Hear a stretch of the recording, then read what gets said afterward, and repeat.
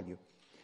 Alors maintenant, une fois que je combine énergie par personne fois variation de la population, voilà à quoi ressemble la quantité totale d'énergie, c'est-à-dire le parc de machines que nous mettons en mouvement sur Terre.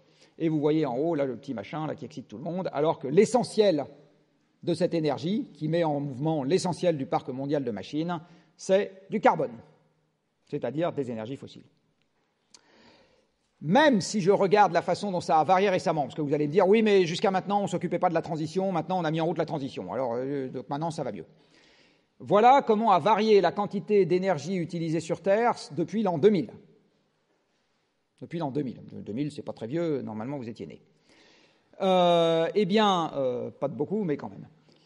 Donc, voyez, depuis en gros l'âge de votre naissance, comment a varié la quantité d'énergie qu'on utilise sur Terre. Pour chacune des énergies qu'on utilise sur Terre, ce graphique ne vous donne pas la quantité qu'on utilise aujourd'hui, mais l'augmentation ou la baisse entre 2000 et 2018. Eh bien, vous voyez que ce qui a le plus augmenté entre 2000 et 2018 est de très très loin. Ce n'est pas du tout les énergies renouvelables, c'est les énergies fossiles.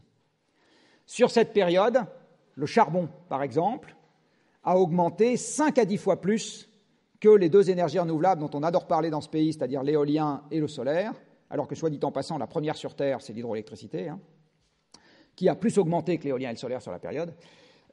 Mais vous voyez que le différentiel reste encore en faveur des énergies fossiles. Alors, je vais vous le dire d'une autre manière, ce n'est pas moi qui ai inventé ça, mais je trouve ça très rigolo.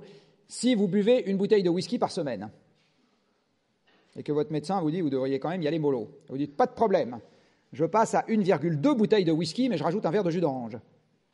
Est-ce que vous pensez que votre foie voit sa condition s'améliorer? C'est exactement ce que nous avons fait sur les 18 dernières années.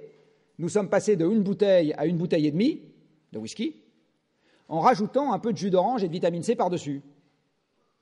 Voilà ce qu'on a fait depuis 18 ans. On n'est pas du tout en train de régler notre problème. Pas du tout, du tout, du tout, du tout.